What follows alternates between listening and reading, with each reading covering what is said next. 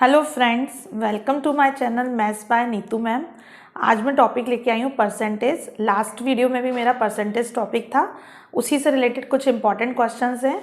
और उससे पहले मैं आप लोगों से सॉरी बोलना चाहूँगी कि मेरी टाइम पे वीडियोस अपलोड नहीं हो पा रही हैं, क्योंकि आप लोग भी जानते हैं कि अभी फेस्टिवल सीज़न चल रहा है, तो वो थोड़ी सी प्रॉब्लम आ रही है वीडियो अपलोड करने पे। बट आप टेंशन फ्री रहिए, जैसे ही कोई भी एग्जाम्स कंडक्ट होता है उससे पहले मैं उससे रिलेटेड इंपॉर्टेंट क्वेश्चन जितने होंगे वो मैं आप तक पहुंचाऊंगी। और लेकिन मैं आपसे एक रिक्वेस्ट करूंगी कि मेरी वीडियोस को प्लीज़ लाइक और सब्सक्राइब जरूर करिए अगर आप लोग नए हैं, जिससे आपको टाइम टू टाइम अपडेट मिलते रहेंगे। अब हम टाइम वेस्ट ना करते हुए वीडियो स्टार्ट करते हैं। परसेंटेज के इंपॉर्टेंट क्वेश्चन लेते हैं। फर्स्ट क्वेश्चन है, the price of an article is first increased by 20% and later on price were decreased by 25 due to reduction in sales. Find the net percentage change in final price of article.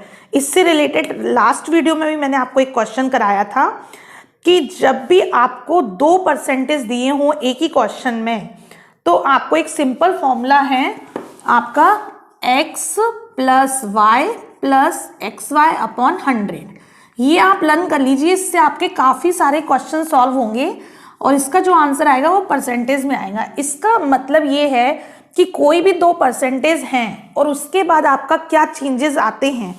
आपके समझ लीजिए आपने कोई चीज़ cell करी है उस पर, या फिर आपका समझ लीजिए एरिया है, उसमें आपने लेंथ इंक्रीज करी है और ब्रेथ नहीं करी है, या दोनों इंक्रीज किए हैं, तो एरिया में क्या चेंजेस आएंगे। बस आपको इतना याद रखना है इस फॉर्मूले में कि अगर रिडक्शन हो रहा है तो आप माइनस का साइन यूज करेंगे, और यदि इंक्रीज हो रहा है तो आप प्लस का साइन यूज करेंगे। जैसे इसमें दिया हुआ है, the price of an article is first increase.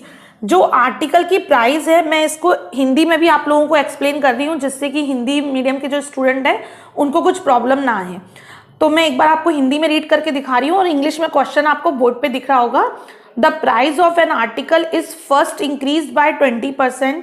20% हमने आर्टिकल का इंक्रीज कर दिया है, और जैसे ही इंक्रीज की बात आएगी तो आप प्लस का साइन यूज करेंगे। और उसके बाद उन्होंने बोला and later on price were decrease by 25%। 25% हमने डिक्रीज कर दिया है, तो क्योंकि ये डिक्रीज है तो ये माइनस में आया और ये आपका किस में आया, प्लस में। आगे आपको बोला हुआ है एक्स वाई क्या हो जाएगा, एक तो आपका प्लस में है 20 और एक क्या है आपका माइनस में, तो प्लस माइनस क्या हो जाएंगे, माइनस। यहाँ पे माइनस का साइन आ जाएंगे। अब आप इसको सॉल्व करोगे तो 25 4 जा 100 हो गए, और 4 से आपने इसको कैंसिल किया तो ये कितना आ गया, 5 आ गया। तो 25 से आपने 5 माइनस किए तो -5 ये और -5 ये, तो टोटल आपका क्या हो गया, 10% डिक्रीज में जाएगा इसका आंसर। तो उन्होंने बोला find the net percent change in final price. तो आर्टिकल की जो प्राइस है वो कितनी हो जाएगी, 10% आपकी डिडक्ट हो जाएगी, कम हो जाएगी। इसमें माइनस अगर आपका साइन आता है तो पेपर में ऑप्शन में आपको माइनस ऑप्शन नहीं मिलेगा, लेकिन उसके आगे ये जरूर लिखा होगा रिड्यूस या डिडक्शन, तो उससे आप समझ लेना कि वो माइनस की वैल्यू हम इस तरह से ही यूज करेंगे। अब हम इसके बाद सेकंड क्वेश्चन पे आते हैं। ये हमारा फर्स्ट क्वेश्चन हो गया। सेकंड क्वेश्चन देखिए, सेकंड क्वेश्चन में लिखा हुआ है कि if the price of rice be raised by 40%, by how much percent must a house holder reduce his consumption of that so as not to increase his expenditure. उन्होंने बोला है कि if the price of rice की जो price है वो 40% बढ़ गई है, ठीक है। सपोज आपके जो भी इस्तेमाल होता था राइस, उसमें 40% इंक्रीज हो गया है। आप बस एक चीज याद रखिए, जब भी आप परसेंटेज चैप्टर सॉल्व करते हैं तो प्लस माइनस सिंबल लगा दीजिए, पूरा पूरा मत लिखिए, टाइम सेव होगा। तो 40% क्या हो गया, रेज हो गई है। तो वो कह रहे हैं कंजम्पशन मतलब होता है कि जो हम यूज करते हैं, इस्तेमाल करते हैं, तो उसमें हम कितनी कमी कर दें, कितना रिड्यूस कर दें, जिससे कि हमारा खर्चा एक्सपेंडिचर जो है बराबर है। देखो अब हम मार्केट से तो प्राइस कम कर नहीं सकते हैं, क्योंकि मार्केट में जो प्राइस बढ़ गई है तो बढ़ गई है, लेकिन हम इतना कर सकते हैं। सपोज हमने एवरेज निकाल रखा है कि हमारे घर में 100 रुपए चावल पे खर्च करने हैं, राइस पे, लेकिन क्या हुआ, उसमें 40% की वृद्धि हो गई। तो जब 40% की वृद्धि हुई, इंक्रीज हुआ, तो अब कायदे से 40% इंक्रीज हुआ, अगर हम 100 रुपए सपोज मान के चलते हैं तो इट मीन्स 140 रुपए हो गया। 140 रुपए का आपका वही राइस आएगा जो आप पहले 100 रुपए में खाते थे। तो बट आपके पास तो आपने फिक्स कर रखा है कि 100 रुपए ही अमाउंट आप देंगे राइस में, तो फिर आपको क्या करना पड़ेगा, जो आपका कंजम्पशन है, मतलब खाने में जो आप क्वांटिटी ज्यादा खाते थे, तो उस क्वांटिटी को आपको क्या करना पड़ेगा, डिडक्ट करना पड़ेगा, जिससे कि आपका 100 रुपए में ही गुजारा हो जाए।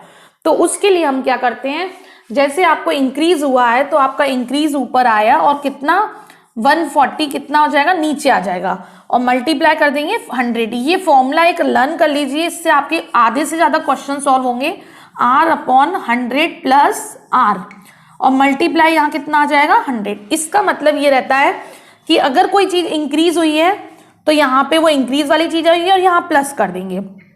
तो इससे आपका क्या हो जाएगा, जब भी हमें कोई भी चीज संतुलन में करनी है, इक्वल में करनी है, मतलब ये चीज इंक्रीज हुई है लेकिन अब इस चीज को हमें कम करना है जिससे कि हमारा खर्चा क्या हो जाए, बैलेंस में हो जाए, तो उस केस में हम क्या करते हैं कि हम ये फॉर्मूला यूज करते हैं। अगर यहाँ पे माइनस वाली बात होती कि 40% रेट में कमी हो गई है, तो बताइए हम खर्चा कितना बढ़ा दें, हम क्वांटिटी कितनी ज्यादा कंजम्पशन स्टार्ट कर दें जिससे कि हमारा खर्चा इक्वल रहे, तो भी हम यही फॉर्मूला यूज करते हैं। बट इसकी जगह पे हमारा क्या आ जाता है, यहाँ पे माइनस का साइन आ जाता। ठीक है, तो फॉर्मूला सेम रहेगा, तो आप इसको इस तरह से लर्न कर सकते हैं इस पर्पस के लिए, और आपका आंसर आ जाएगा। तो 40 से आपने सॉल्व करना स्टार्ट किया तो क्या हुआ, 0 से 0 कैंसिल हो गई, 2 से कट किया, 2 2 जा 4, 2 7 जा 14, तो यहाँ पे कितना हो जाएगा आपका 200/7। 200/7 को आप डिवाइड कर दीजिए, तो 7 2 जा 14, और 14 के बाद 6 इधर गए तो कितना हो जाएगा आपका 7 8 जा 56। 56 के बाद 4/7, ये आपका परसेंटेज में आंसर आ गया कि यदि हम कंजम्पशन इतना कम कर देंगे तो हमारा बैलेंस इक्वल रहेगा, हमारा वही, जैसे अगर 100 रुपए है तो 100 रुपए में ही हमारा काम हो जाएगा। हाँ, थर्ड क्वेश्चन आप देखिए। थर्ड क्वेश्चन में if the price of milk falls down by 20%, by how much percent must a householder increase its consumption so as not to decrease his expenditure on this item। Hindi में आपको मैं बताना चाह रही हूँ, वो कह रहे हैं जो मिल्क की प्राइस है फॉल्स डाउन, वो कम हो गई है, कितने परसेंट से कम हो गई है, 20% से कम हो गई है। Bye how much percent must house holder increase, house holder कितना इंक्रीज कर दे कि जिससे कंजम्पशन हमारा माने कंजम्पशन को कितना इंक्रीज कर दे जिससे एक्सपेंडिचर क्या रहे, हमारा खर्चा, एक्सपेंडिचर मीन्स खर्चा, वो हमारा क्या रहे, उतना ही रहे जितना पहले था। तो वो चीज़ हमें बताना है। तो उन्होंने बोला है, जैसे मैंने अभी लास्ट क्वेश्चन आपको सेकंड सिखाया था, तो सेकंड में मैंने आपको पहले ही बोल दिया था केवल एक ही फॉर्मूला यूज होगा, R100 प्लस R/100। इसमें बस आपको इतना याद रखना है कि अगर डिक्रीज हो रहा है तो माइनस का केस लगाएंगे, इंक्रीज हो रहा है तो प्लस का केस लगाएंगे। तो इसमें 20% डिक्रीज बोल रहे हैं तो ऊपर हम 20% लिखेंगे, अपॉन में 20, 100 में से 20 सब्ट्रैक्ट किए तो कितना आ गया, 80 आ गया, और मल्टीप्लाई कितना लिखा अपन ने, 100। 20 से काटा, 21 से 20, 24 से 80, और 4 से काटा तो ये कितना आ गया 25%। इस तरह से अगर हम सवाल करते हैं तो ये हमारा 2 सेकंड में क्वेश्चन सॉल्व हो जाता है। फॉर्मूले को अच्छे से याद रखिए, मैंने आपको पहले ही बोला है इस फॉर्मूले से रिलेटेड आपके बहुत सारे क्वेश्चंस बनते हैं, बट कंडीशन ये है कि आपको फॉर्मूले का यूज करना आना चाहिए, फॉर्मूला पुटअप करना आना चाहिए कि किस जगह पे हम कौन सा फॉर्मूला पुटअप कर सकते हैं। परसेंटेज चैप्टर मैंने कई स्टूडेंट को देखा बहुत टफ लगता है, बट परसेंटेज चैप्टर ऐसा नहीं है, आप कंसेप्ट अच्छे से क्लियर कर लीजिए क्या होता है। जैसे परसेंटेज रिमूव करते हैं तो अपॉन में 100 आता है, परसेंटेज अगर लाना है हमें वैल्यू तो मल्टीप्लाई 100 करते हैं। सबसे पहले आपके दिमाग में ये बात होना चाहिए कि कब हम 100 अपॉन में लिखते हैं और कब 100 हम मल्टीप्लाई में लिखते हैं। और जब कभी भी हमें किसी की परसेंट की वैल्यू बतानी होती है आउट ऑफ, तो आउट ऑफ दिमाग में रखो, टोटल वैल्यू नीचे आती है, और सपोज आपके 200 मार्क्स आए हैं 500 में से, तो 200 ऊपर लिखेंगे, 500 टोटल मार्क्स नीचे लिखेंगे, और मल्टीप्लाई 100 करेंगे। तो इस तरह से कुछ कंसेप्ट आप अपने दिमाग में रख लीजिए, तो आप परसेंटेज आपको टफ नहीं लगेगा। ऐसे ऐसे बच्चे देखे गए हैं कि जो मैंने आता है उन्हें, लेकिन वो घबराते हैं, मैंने फोबिया टाइप से है कि नहीं हम नहीं कर पाएंगे, बट ऐसा नहीं है। आप 3-4 आपने अपने मन में कंसेप्ट अच्छे से रख लिया तो ये चैप्टर बिल्कुल टफ नहीं है। जैसे मैंने ये फॉर्मूला बताया ऊपर आपको बोर्ड में, ये फॉर्मूला बहुत सारी जगहों पे लगता है। अभी कंजम्पशन, इससे पहले भी हमने कुछ क्वेश्चन किए थे, उसमें भी मैंने बताया था कि ये लगेगा, क्योंकि क्या होता है कि इंक्रीज हो रहा है तो दूसरी तरफ से डिक्रीज का पूछ लेते हैं, कभी कि कितना कम कर दें। जैसे बोलते हैं कि उसकी सैलरी इतनी बढ़ गई है, तो बताइए उसकी सैलरी उससे कितनी कम है। सपोज मैंने बोला राम की सैलरी राज से इतनी ज्यादा है, तो राज की सैलरी राम से कितनी कम है, तो यही हो गया। तो कम लेस वाले में या इक्वल करने वाले में कि हम खर्चा कितना कम कर दें, तो आप ये समझिए, फॉर्मूले को समझना स्टार्ट करिए कि कोई भी एक चीज बढ़ रही है और दूसरी चीज कम हो रही है, तब हमारा ये वाला फॉर्मूला यूज होगा। और प्लस में दी हुई है वैल्यू तो नीचे प्लस का साइन आएगा, और माइनस में वैल्यू दी गई है तो माइनस का साइन आएगा, बस इतना ध्यान रखिए। और ये फॉर्मूला उसमें भी लगता है एरिया के केस में, जैसे रेक्टेंगल हुआ या स्क्वायर हुआ, तो उन्होंने बोला आपसे एरिया में कितनी वृद्धि हुई या कितना डिक्रीज हुआ, तो आप सिंपल बात याद रखिए, यही फॉर्मूला लगेगा। आप इससे भी निकाल सकते हैं, जब कंडीशन ये है कि जब वो ये दे रहे हो कि आप मैंने उन्होंने आपसे ये क्वेश्चन किया कि एक साइड को हमने 50% बढ़ा दिया लेंथ को, तो बताइए हम ब्रेथ कितनी कम करें कि जिससे कि एरिया में कोई भी अंतर नहीं आए, और तो ये एक फॉर्मूला लगेगा आपका। लेकिन यदि इन केस आपसे ये पूछा जाता है कि यदि लेंथ में 20% की वृद्धि कर दी और ब्रेथ में 25% का डिक्रीज कर दिया, तो बताइए एरिया पे क्या असर पड़ेगा। अगर ये वाली बात होगी तो मैंने आपको फॉर्मूला बताया था x plus y plus x y upon 100, उस केस में वो फॉर्मूला लगेगा। और यदि केस अगर ये केस होता है कि दोनों चीजें इक्वल होती हैं कि 20% वृद्धि करी है और 20% डिक्रीज किया है, तो एक्स स्क्वायर अपॉन 100 करके मैंने आपको फॉर्मूला बताया था, वो लगेगा। ये 3-4 फॉर्मूले आप अपने दिमाग में रखिए, परसेंटेज का आपका कोई क्वेश्चन बाहर नहीं जाएगा। और बाकी जो क्वेश्चंस हैं जो 3-4 बनते हैं परसेंटेज के, वो मैं आपको सारे आज बता रही हूँ। नेक्स्ट क्वेश्चन देखिए, इसके बाद ये इसका आंसर आ गया 25%। फोर्थ क्वेश्चन देखिए, फोर्थ क्वेश्चन में दिया हुआ है a student has to score 30% marks obtain to get through.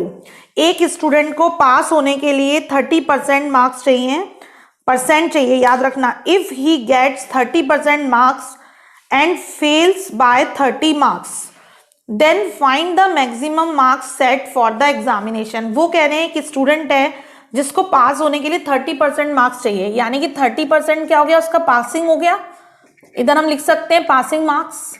और उसके बाद उन्होंने बोला ये तो परसेंटेज में वैल्यू है, इन क्वेश्चंस को समझ लेना, इसमें ट्रिक्स काम आएगी और बहुत जल्दी सॉल्व हो गए, सिर्फ 2 सेकेंड 3 सेकेंड में। उन्होंने बोला 30% उसके पासिंग मार्क्स हैं, लेकिन जब उसको नंबर मिलते हैं तो 30 नंबर मिलते हैं और वो 30 नंबर से फेल हो जाता है। यदि उस 30 नंबर पे वो फेल हो गया, यदि उसको हम 30 नंबर और देते तो वो पास हो जाता।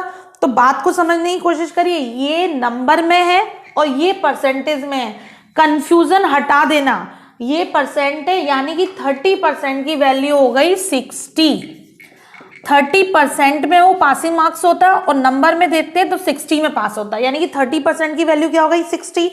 अब उन्होंने बोला है हमसे क्वेश्चन में कि मैक्सिमम मार्क्स बताइए कितने हैं उसके एग्जामिनेशन में। तो मैक्सिमम मार्क्स कितने हैं, हमारा हमेशा पेपर कितने का होता है, 100% का मानते हैं। तो हम क्या करेंगे, यहाँ पे 30% की वैल्यू 60 है, तो सपोज हम 1% की वैल्यू निकालेंगे तो ये 30% इसके अपॉन में आएगा, और हमें किसकी वैल्यू चाहिए, 100 की चाहिए, तो 100 का हम मल्टीप्लाई करें। बस आप इस स्टेप को दिमाग में रख लीजिए, आपका कभी भी सवाल रॉन्ग नहीं होगा। जो भी परसेंट की वैल्यू इक्वल है उसको आप डिवाइड दे दिया करें, और 100% निकालना होता है तो 100 से मल्टीप्लाई कर दीजिए, आपका आंसर आ जाएगा।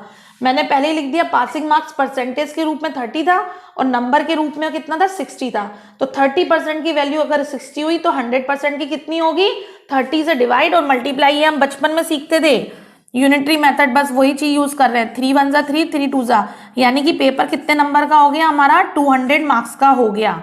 ये हमारे मार्क्स आ गए, मैक्सिमम मार्क्स। ठीक है, नेक्स्ट क्वेश्चन हम देखते। फिफ्थ क्वेश्चन देखिए, फिफ्थ क्वेश्चन है a candidate scores 25% and fails by 60 marks.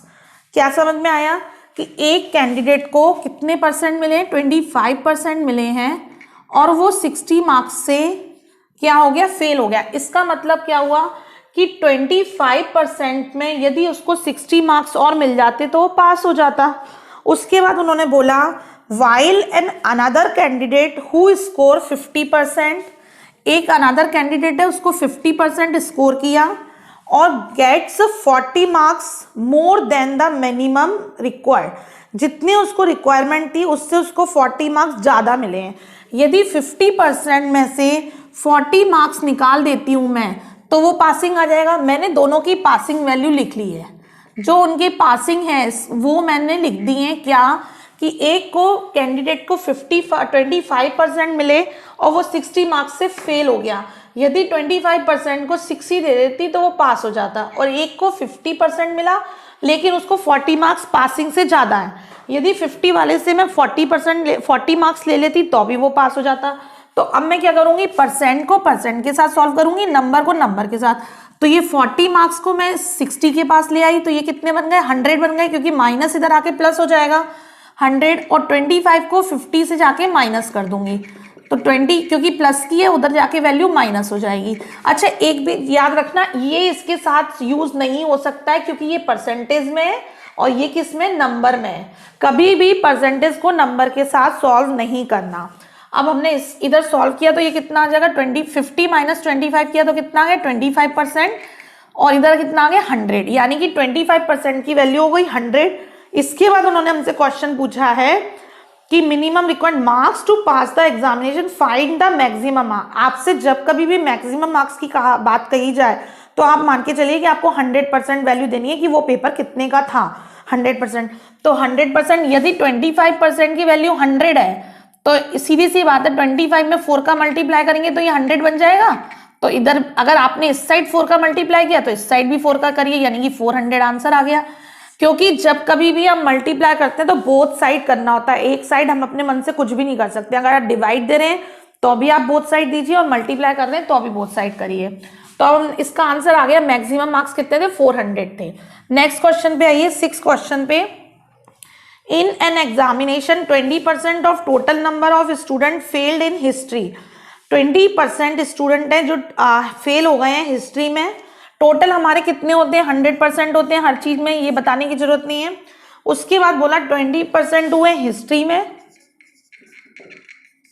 फिर बोल रहे हैं 15% हो गए टोटल स्टूडेंट का हिंदी में,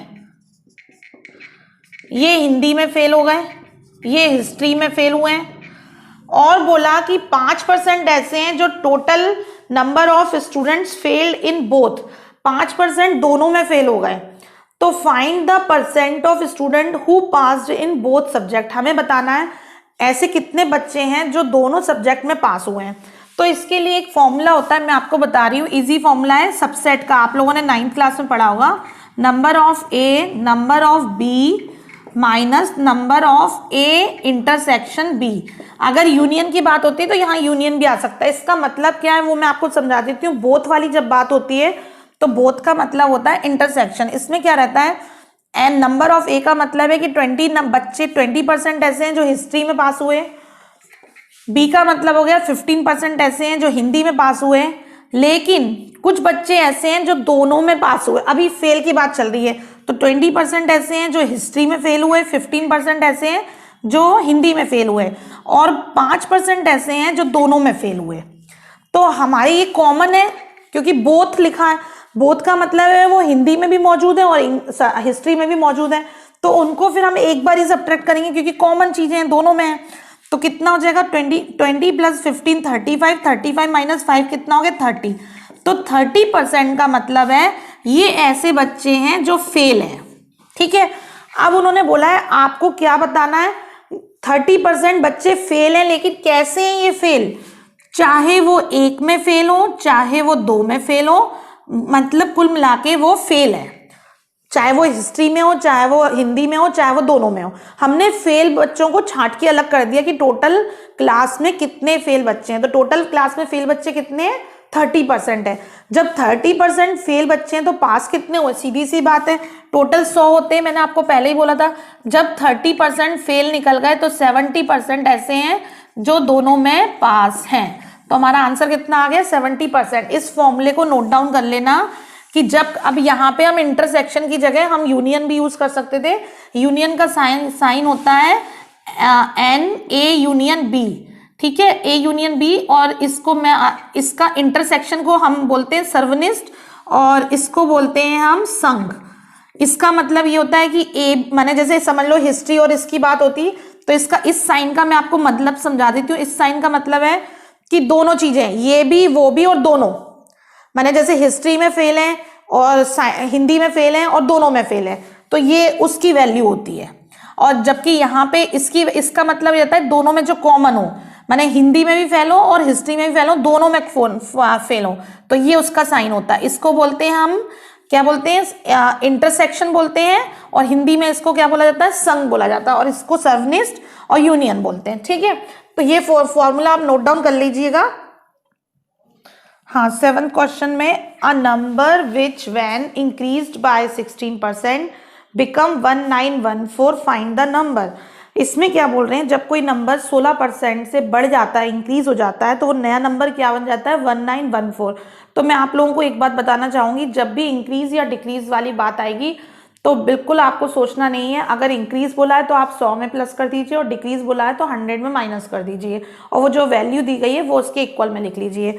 तो यहाँ पे आपने क्या किया, जैसे आपको इन्होंने बोला हुआ है 16% इंक्रीज हुआ है, तो यानी कि 116% की वैल्यू क्या हो गई, 1914 हो गई। और उन्होंने कहा है कि 100% मैंने नंबर बताइए, नंबर को हम 100% मानते हैं, तो 1914 डिवाइडेड बाय क्या हो जाएगा, 116 मल्टीप्लाई 100। सिंपल तरह से क्वेश्चन करिए, टाइम सेव करिए। अगर डिक्रीज की बात आए तो डिक्रीज करके भी यहाँ पे लिखिए, और यहाँ पे वो वैल्यू लिखिए जो वैल्यू उन्होंने दी हुई है। अब हमने कैंसिल करना चालू किया तो ये हमारा 4 से कैंसिल हो रहा है, 4 2 ज़ा 8, 4 9 ज़ा 36, और ये कितनी बार चला गया, 25 4 से। अब हम देखेंगे 29 से ये कैंसिल हो रहा है कि नहीं, 29 का 5 से किया तो नहीं हो रहा, 29 का 6 से मल्टीप्लाई करते हैं तो कितना हो जाएगा, 9 6 ज़ा 54, 9 2 ज़ा 6 2 ज़ा 12, 6 9 ज़ा 54 हो गया, 6 2 ज़ा 12, 12 में हमने 5 प्लस किया तो कितना आ गया, 12 में 5 174, 6 2 ज़ा 12, 12 में 5 प्लस किया, ठीक है 174। तो यहाँ पे ये इससे ऊपर तो जाएगा नहीं क्योंकि बड़ी है संख्या, तो यहाँ 6 जा आ गया, और फिर 191 में से 174 सब्ट्रैक्ट किया तो 7 आया, और यहाँ पे 1 आया, और फिर आगे कितना लिखा है, 174 लिखा, यानी कि 6 टाइम्स और चला जाएगा, करने की जरूरत ही नहीं है। तो यानी कि 60 से ये 29 से पूरा कैंसिल हो गया, 66 मल्टीप्लाइड बाय क्या बचा है, 24। ठीक है, अब मैं आपको एक चीज, मैं बीच बीच में जहां भी ट्रिक आएगी तो मैं आपको बोलूंगी, प्रेफर करूंगी कि आप ट्रिक यूज किया करो। और यदि आप लोगों ने मल्टीप्लिकेशन की मेरी वीडियोस नहीं देखी है तो आप डिस्क्रिप्शन में लिंक दी गई है, उन वीडियोस को देखना, आपको बहुत अच्छी अच्छी मल्टीप्लिकेशन की ट्रिक्स मिलेंगी। यहाँ पे भी वही हो रहा है कि मल्टीप्लिकेशन की ट्रिक आ रही है। अब जैसे मुझे इसको 25 को मल्टीप्लाई करना है, तो मैं 25 से मल्टीप्लाई करने में टाइम ज़्यादा वेस्ट होगा, कंपेरेटिवली मैं इसको डिवाइड कर दूँ। तो 25 कैसे बनता है, 25 बनता है जब हम 100 को 4 से डिवाइड करते हैं तो 25 बनता है। तो बस मैं यहाँ पे क्या करूंगी, 25 की जगह पे 100/4 लिख दूंगी, क्योंकि मुझे ये 4 से सीधे सीधे कैंसिल होता हुआ दिख रहा है। तो 4 से मैंने जब कैंसिल किया तो 4 1 जा 4 हो गया, 4 से नहीं हो रहा, 2 से हो रहा है, तो फिर वहां डेसिमल, लेकिन हम 4 से करते हैं। 4 से किया, 4 1 जा 4, 2 इसके पास गए, 4 6 जा 24 हो गए, 4 1 जा 4, 4 के बाद देखिए 2 रिमेनिंग आया, 2 इसके पास गया, 26 हो गया। तो 4 6 जा 24 आया, फिर 2 आया, फिर 2 में 0 पुट किया हमने, तो 4 कितना हो गया हमारा, 2 के पास 0 5 आ गया, 16.5। और 16.5 का जब उससे मल्टीप्लाई करेंगे तो ये कितना आ जाएगा, 1650। ये हमारा आंसर आ गया, यानी कि क्या हो गया, आपके 100% की वैल्यू कितनी हो गई, 1650। अब नेक्स्ट क्वेश्चन पे आते हैं, 8th। If due to 10% decrease in the price of sugar, Ram can buy 5 kg more sugar in 100 rupees, then the find actual price of sugar। अब देखिए इस क्वेश्चन को ध्यान से सुनिए, मैं पहले एक बार हिंदी में एक्सप्लेन कर देती हूँ आप लोगों को। उन्होंने बोला है कि यदि due to 10% decrease in the price of sugar, यदि हम शुगर की प्राइस में 10% डिक्रीज कर देते हैं। मैंने जब ये वीडियो स्टार्ट करी थी तो भी मैंने इसी से रिलेटेड क्वेश्चन लिए थे, डिक्रीज और इंक्रीज के, कि कंजम्पशन पे कितना हम कंजम्पशन को कम कर दें या बढ़ा दें जिससे कि हमारा खर्चा इक्वल रहे, हमारा कुछ भी अंतर नहीं आए। तो इसमें क्या हो रहा है कि वही सवाल है, लेकिन इस सवाल में उन्होंने एक कंडीशन दे दी है हमें कि राम कैन बाय, राम खरीद सकता है 5 kg मोर शुगर 100 रुपीज में। ये एक कंडीशन इन्होंने नहीं दे दी है हमें, अभी तक हमें कंडीशन नहीं दी थी। अभी तक ये बोला था कि 20% अगर बढ़ गया है तो बताइए हम कंजम्पशन कितना कम कर दें कि हमारे एक्सपेंडिचर्स इक्वल रहें, लेकिन इस सवाल में उन्होंने ये ऐसा कुछ नहीं बोला। वो कह रहे हैं कि 10% डिक्रीज हुआ प्राइस में, तो अब क्या हुआ कि 100 रुपीज में पहले जितनी भी शुगर आती थी अब उससे 5 किलो ज़्यादा आ रही है। तो आपको क्या बताना, एक्चुअल प्राइस। इसमें उन्होंने परसेंटेज हमसे पूछा ही नहीं, उन्होंने एक्चुअल प्राइस पूछा है। तो मैं इस सवाल को आपको 2 तरीके से बता रही हूँ, एक आपको मेथड से बता रही हूँ, एक आपको मैं ट्रिक से बता रही हूँ। देखिए इस क्वेश्चन में क्या करते हैं कि आपको बोला गया है 10% डिक्रीज हो गया, तो हम मान लेते हैं पहले जो हमारी प्राइस थी एक्स थी, एक्स रुपए हमारी मान लेते हैं एक्चुअल प्राइस थी, ठीक है। अब क्या हुआ, जब एक्स रुपए एक्चुअल प्राइस थी तो इसमें डिक्रीज हो गया, कितना डिक्रीज हुआ है 10%। तो मैंने आपको हमेशा सिखाया हुआ है कि सीधे डायरेक्ट सॉल्व करा करो, मैं फिर भी आपको लंबे तरीके से बता रही हूँ। डायरेक्ट सॉल्व करोगे तो कितना आ गया, 9/10 आ जाएगा, क्योंकि x आपका क्या हुआ, x में 10% का डिक्रीज हुआ तो कितना हो गया, 9x/10 हो गई, नई न्यू प्राइस आपकी। ये क्या हो गई, न्यू प्राइस हो गई, और ये आपकी पुरानी प्राइस थी, ठीक है। अब उसके बाद उन्होंने बोला, ये 8th नंबर का क्वेश्चन है, तो उसके बाद उन्होंने बोला कि 100 रुपीज में आप 5 मोर देन 5 ज्यादा आती है, माने 5 kg शुगर आपको ज्यादा मिल रही है, ठीक है। तो यानी कि पहले 100 रुपए में कितनी शुगर आती थी, पहले 100 रुपए में आती थी आपकी ये एक्स शुगर आती थी, ये आपकी पहला आ गया, कितनी क्वांटिटी आई, क्योंकि हमारे पास 100 रुपए है, यदि हम एक्स रुपए से डिवाइड देंगे तो हमारे पास क्वांटिटी आ जाएगी कितने किलो आती थी। तो ये हमारी पहले की क्वांटिटी हो गई, लेकिन जो अब की क्वांटिटी है उसमें पुरानी अगर हम क्वांटिटी माइनस करते हैं तो हमें 5 kg मिलता है। क्वेश्चन को ध्यान से समझना, उन्होंने ये बोला है कि अब जो हमारी प्राइस है उसमें हम 100 रुपए में 5 kg ज्यादा ले सकते हैं। तो पहले हम 100 रुपए में x लेते थे, अब हम 100 रुपए में कितनी ले रहे हैं, तो हमारे इसमें हम जब डिवाइड देंगे 100 में 9x/10 का, तो 9x नीचे ले जाएंगे और 10 ऊपर चला जाएगा। तो ये हमारा अब आ रही है, ये क्वांटिटी हमारी अब आ रही है, ये अभी की क्वांटिटी है और ये पहले की क्वांटिटी है, और दोनों में अंतर कितना है, 5 kg का है। तो जब हमने इसको सॉल्व किया तो ये कितना हो गया, 1000/9x, और ये 100/x हो गया। और जब हमने एलसीएम लिया तो 9x नीचे आएगा और ये 1000 माइनस यहाँ पे 900 हो जाएगा। 1000 माइनस 900 करेंगे और इजिकल टू 5, तो यहाँ पे कितना आ जाएगा हमारा, माइनस करने में 100 आ जाएगा, 100 इजिकल टू हो जाएगा 45। यहाँ पे माइनस करने पे कितना आया, 100 आया, और यहाँ पे कितना हो जाएगा 45, ये मल्टीप्लाई में पहुंच जाएगा, 9 5 जा 45। या आपको ऐसा भी नहीं करना है तो आप एक काम करिए, 5 को नीचे ले आइए, 9 × 5 और x को इधर ले जाइए, 5 से कैंसिल किया, 5 2 जा 10, 0, 20/9। अब 9 से डिवाइड दिया तो कितना हो जाएगा, 9 2 जा 18, 2/2/9। आपको क्या हो जाएगा, आपका ये पूछा क्या था इन्होंने कि ये बताइए कि कितनी क्वांटिटी पहले आती थी, तो ये आपके पास आ गई कि पहले कितनी क्वांटिटी थी, एक्चुअल प्राइस पूछी, ये आपके पास प्राइस आ गई, सॉरी ये आपके पास क्या आई, प्राइस आई है, ठीक है। अब देखो ये तो आपने किससे किया है, मेथड से किया। मेथड मैंने समझा दिया कि आपको जिससे क्वेश्चन समझ में आ जाए। कभी कभी ऐसा होता है बच्चों को क्वेश्चन समझ में नहीं आता है, तो ये केवल मेथड जो मेरा था वो क्वेश्चन समझाने के लिए था। इसको अब आप ट्रिक से कैसे कर सकते हैं, तो आप याद करिए, मैंने आपको वीडियो स्टार्ट करने से पहले ही एक ट्रिक बताई थी कि आपका फॉर्मूला क्या था, R/100 करके था, माइनस प्लस का। तो इसमें क्या बोल रहे हैं ये लोग, 10% डिक्रीज हो रहा है, तो R की वैल्यू हो जाएगी 10, और डिक्रीज हुआ है तो यहाँ पे कितना आ जाएगा, 100 माइनस 10 किया तो 90 आ गया।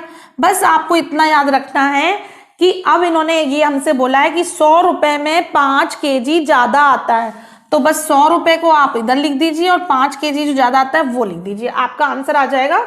आपने इसको सॉल्व करना स्टार्ट किया, 0 से 0 कैंसिल हो गया, 5 से काटा तो ये कितना गया, 5 2 जा 10, 0, ये आपका आ गया 20/9, यानी कि 2/2/9 रुपए आपका आंसर आ गया। सेम टू सेम वही चीज थी, बस आपने क्या कर दी, इसमें 100 रुपीज में कितना ज्यादा आया वो मेंशन कर दिया। 9th question, in an election contested by 2 candidates, one candidate got 30% of total votes and still lost by 500 votes. Then find the total number of votes casted. आपको ये बताना, उन्होंने बोला है इलेक्शन में 2 कैंडिडेट थे, एक को 30% मिला टोटल वोट्स का and still lost by 500 vote. अब उन्होंने कहा है कि जिसको 30% मिला, ठीक है, और एक को कितना मिला होगा, नेचुरली 70% मिला होगा, क्योंकि 2 ही लोग थे, तो हमारा 100% होता है, ये आपको शुरू से मालूम है। 100 में से अगर 30% चला गया तो बचा कितना हमारे पास 70% 100 में से। तो उन्होंने बोला है कि कितना स्टिल लॉस्ट, यानी कि दोनों के बीच में अंतर कितने का आया, 70 माइनस 30% इज इक्वल टू कितना आ गया, 500 वोट आ गया। क्योंकि जीतने वाले को 70 मिला, हारने वाले को 30 मिला, और दोनों का डिफरेंस कितना है, 500 का, यानी कि 40% की वैल्यू हो गई 500 वोट्स की हो गई। ठीक है, अब उन्होंने हमसे पूछा है कि then find the total number of votes casted, कितने डाले गए। तो 40% अगर ये है तो 100% कितना होगा, सिंपल सा है, 500 लिखो अपॉन 40 लिखो और मल्टीप्लाई 100 कर दो। तो हमने 100 किया तो 0 से 0 कैंसिल, और इससे काटा तो इससे क्या हो जाएगा हमारा 4 1 जा 4 और 25 आ गया। तो 25 आया तो इसका इससे मल्टीप्लाई किया तो 1250 हमारे टोटल वोट्स हो गए। नेक्स्ट 10th क्वेश्चन देखिए, 10th क्वेश्चन में दिया हुआ है the population of A town is 352800, यानी कि 3,52,800 है। If it increases at the rate of 5% per annum, then what will be its population 2 year hence? Also find the population 2 year ago। हमें इसमें 2 साल बाद और 2 साल पहले दोनों की बतानी है। तो सबसे पहले मैं आपको बताना चाहूंगी कि इसमें CI का जो फॉर्मूला होता है वो लगता है। CI का फॉर्मूला क्या होता है, P1 plus R upon 100T। एक चीज और बताना चाहूंगी आपको, जैसे 2 साल बाद दिया है तो ये लग जाएगी। प्रिंसिपल मतलब होता है जो अभी की पॉपुलेशन है, रेट मतलब जो भी परसेंटेज दिया गया, और टी मतलब टाइम हो गया। लेकिन क्या होता है, पॉपुलेशन और एक समझ लीजिए कोई मशीन से संबंधित, इलेक्ट्रिक आइटम से संबंधित कोई बात है, तो ये बात आप याद रखना कि मशीन में जब भी होता है तो उसमें डेप्रिसिएशन होता है, उसकी प्राइस घटती है, और पॉपुलेशन जो होता है वो बढ़ती है। तो पॉपुलेशन के केस में यहाँ पे प्लस में साइन आएगा, और जैसे ही सपोज उन्होंने बोला कि हमने इस साल कार ली और उसको 2 साल बाद सेल आउट कर दिया, तो बताइए प्राइस क्या होगी। तो उस केस में हमारा माइनस का साइन आएगा, क्योंकि कार में मशीनें घिसती हैं तो उसमें हास होता है, डेप्रिसिएशन होता है, तो वैल्यू कम हो जाती है। तो हम प्लस ना यूज करके माइनस का, कभी भी इलेक्ट्रिक आइटम या मशीन से संबंधित कोई भी टूल से संबंधित चीज होगी तो उसकी वैल्यू नहीं बढ़ेगी, उसकी वैल्यू कम होती है, तो उसमें हम माइनस का साइन यूज करते हैं। तो इस क्वेश्चन को देखिए, अभी कितनी उन्होंने दी हुई है हमें, 352800, 1 प्लस R कितना दिया हुआ है हमें, 5% से इंक्रीज हुई है तो 5/100, और टाइम कितना है 2। हमने इसको कैंसिल किया 512, यानी कि 20 से कम 20 और 21/20 आ गया। 21/21 का स्क्वायर कितना होता है 441, और 20 का कितना होता है 400, और यहाँ पे कितना लिखा हुआ है 352800। 00 से 00 कैंसिल, 4 से कैंसिल किया तो 4 8 जा 32, 4 8 जा 32, 4 2 जा 8, तो यहाँ पे कितना आ गया 882 और 441। अगर आपको याद हो तो मैंने 3 के मल्टीप्लाई करने की ट्रिक सिखाई थी, और नहीं याद है तो आप डिस्क्रिप्शन में लिंक दी गई है, उनको देखना, जिससे कि आपको ट्रिक्स आएंगी और आपका कैलकुलेशन इजी हो जाएगा। मैं ट्रिक यूज कर रही हूँ, 2 1 जा 2 किया, फिर उसके बाद इनका करते हैं 8 1 जा 8 और 4 2 जा 8, 8 और 8 कितने हो जाएंगे 16, 16 का 6 आ गया, 1 कैरी। अब उसके बाद क्या करते हैं हम, इसका इससे करते हैं, इसका इससे करते हैं, इसका इससे करते हैं, तो 8 4 जा 32 और 1 33 हो जाएंगे, और 8 1 जा 8, 33 में 8 प्लस किए तो कितना हो गया 33 और 8 हो गए 41 में अगेन 4 2 जा 8 प्लस किया तो 49, तो यहाँ पे आ जाएगा 9 4 कैरी हो गई। अब इसके बाद हम क्या करेंगे, इन दोनों का मल्टीप्लाई करेंगे, तो 8 4 जा 32, 8 4 जा 32, 32 हो गए 64 में 4 प्लस की 68, 8 आ गया 6 कैरी हो गई, और 8 4 जा 32 और 6 कितने हो गए 38। ये हमारा आंसर आ गया। ये पॉपुलेशन हमारी आफ्टर 2 ईयर हो जाएगी। अब इन्होंने बोला है कि आप 2 साल पहले की बताइए क्या होगी, तो 2 साल पहले निकालनी होती है, तो इसमें हम अपॉन कर देते हैं, मतलब ये जो लिखा हुआ है ये लिखेंगे हम 352800, और यहाँ पे क्या कर देंगे 1 प्लस R तो हमारा वही है, इसको सॉल्व करने पे तो वही आएगा 441 अपॉन 400, तो ये कर देंगे। अब क्या होगा, क्योंकि इसका फॉर्मूला चेंज हो जाता है, इसमें ये फॉर्मूला रहता है, और यदि हम वो करते हैं तो उसमें हमारा फॉर्मूला क्या हो जाता है 1 P अपॉन हो जाता है, P upon 1 plus R upon 100T, यदि हमें पहले की निकालनी है। यदि हमें बाद की निकालनी है तो ये फॉर्मूला है, और अगर हमें पहले की निकालनी है तो ये फॉर्मूला है, और मशीन के केस में बस केवल माइनस लग जाएगा। तो जब हमने पहले की निकाली तो हमारा ये नीचे आएगा ऑप्शन, तो 441 नीचे है, 400 क्रॉस मल्टीप्लिकेशन से ऊपर चला जाएगा। अब 441 से हमने यहाँ देखा कि ये पूरा पूरा 882 इसका मल्टीपल था, यानी कि हमें समझ में आ गया कि इसके अंदर मौजूद है। तो ये देखो, आप ये समझना सीखिए, 882 इसके अंदर मौजूद है जब हम 4 से काट रहे थे, और यदि इसको हम 8 से काटते तो 441 आता।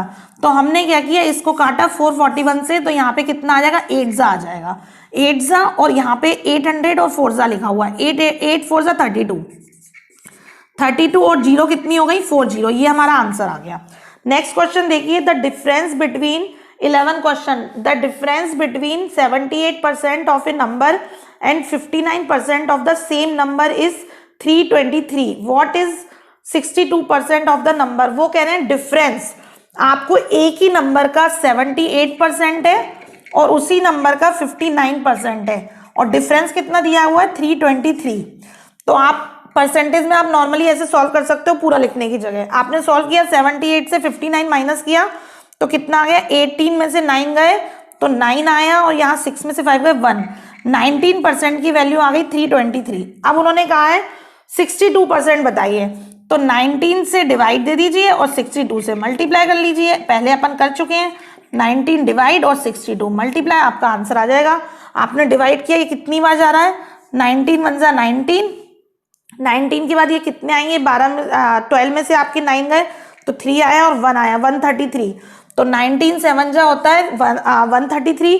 तो आपके पास कितना आ गया, 17 मल्टीप्लाई 62, 17 का आप 62 से मल्टीप्लाई कर लीजिए, आपका आंसर आ जाएगा।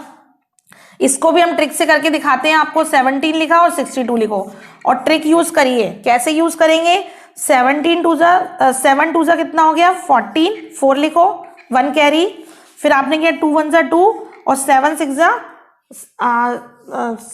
42, 42 हो गया और 2 हो गया 44, 44 में 1 कैरी प्लस की तो 45, 5 आ गया, 4 कैरी। अब आपने यहाँ पे किया 6 1 जा 6, 6 में 4 प्लस के 10, ये आ गया आपका आंसर 1054। नंबर 12 में दिया हुआ है क्वेश्चन, आप ध्यान से सुनना। If length and breadth of a rectangle became half and double respectively then what will be the area. Area क्या होगा, उन्होंने बोला है कि लेंथ को हमने हाफ कर दिया, यानी कि कितनी बची है हमारे पास 50%, और हाफ कर दिया, और क्या किया हमने, उसको क्या कर दिया हमने, डबल कर दिया रिस्पेक्टिवली। किसको डबल कर दिया, आपने ब्रेथ को, इसको हाफ कर दिया और इसको क्या कर दिया, डबल कर दिया, यानी कि 100% और दे दी। तो अब वो बोल रहे हैं then what will be the area. तो बताइए एरिया क्या होगा। तो हमने ये फॉर्मूला एक सीखा था, x plus y plus x, तो ये वो हो जाएगा आपका। अब आपने इसको सॉल्व किया तो 100 से 100 कैंसिल होगा, यहाँ -50 आए, ये भी -50 है। तो जब -50 ये माइनस के 50 और ये माइनस के 50 आपस में मिलेंगे तो माइनस के 100 हो जाएंगे, और यहाँ पे भी प्लस के 100 लिखे हुए हैं, तो यानी कि ये दोनों आपस में कैंसिल हो गए। कितना आ गया, 0%। इसका मतलब कुछ भी अंतर नहीं आएगा। यदि आप लेंथ को 50% कम कर देते हैं और उसको आप डबल कर देते हैं ब्रेथ के, तो आपके एरिया में कुछ भी डिफरेंस नहीं आएंगे। तो मैंने ये आज आपको सारे इंपॉर्टेंट क्वेश्चन परसेंटेज से रिलेटेड कराए हैं, और इनमें से कोई भी ऐसा सिंगल क्वेश्चन भी नहीं था जो पेपर में नहीं आया है। ये सारे क्वेश्चंस एग्जाम्स में आ चुके हैं, आपके एनटीपीसी, आरआरबी, सीटेट, जितने भी कॉम्पिटिटिव एग्जाम्स होते हैं इन सब में ये आए हुए हैं। एसएससी, इवन इसमें से कुछ क्वेश्चंस तो ऐसे हैं जो एसएससी का आपका डिस्क्रिप्टिव पेपर होता है उसमें भी आए हुए हैं। टीयर 2, टीयर 1 में तो आते ही हैं और 2 में भी आपके आए हुए हैं। तो इसलिए इनको आप लाइटली मत लेना, इनकी प्रैक्टिस करना। और मेरा केवल आपसे सजेशन ये रहेगा कि आप इनको स्पीड से करने की आदत डालिए और ट्रिक्स को यूज करिए। मतलब मैं मेथड इसलिए समझाती हूँ कि जिससे आपके अंदर कोई डाउट ना रहे कि ये कैसे हुआ, मैडम ने ये कैसे सॉल्व किया आंसर। अदरवाइज मैं आपको इनको ट्रिक से भी करा सकती हूँ, छोटी छोटी ट्रिक्स, सीधे ट्रिक लगाऊं तो समझ लीजिए हार्डली 12 क्वेश्चन से अपने 10 मिनट में फिनिश हो जाए समझाने के साथ साथ। बट मैं आपको बताती हूँ कि क्यों ऐसा हो रहा है, किस लिए हो रहा है, जिससे कि आपके अंदर कोई डाउट ना रहे। तो मेरा कहना ये है कि आप यूज पेपर में ट्रिक को ही करना, टाइम वेस्ट नहीं करना। और अगर आपको मेरी वीडियो अच्छी लगी तो आपको मालूम है आपको लाइक तो करना ही है, और जिसने चैनल सब्सक्राइब नहीं करी उसे चैनल सब्सक्राइब भी करना है। Thank you so much.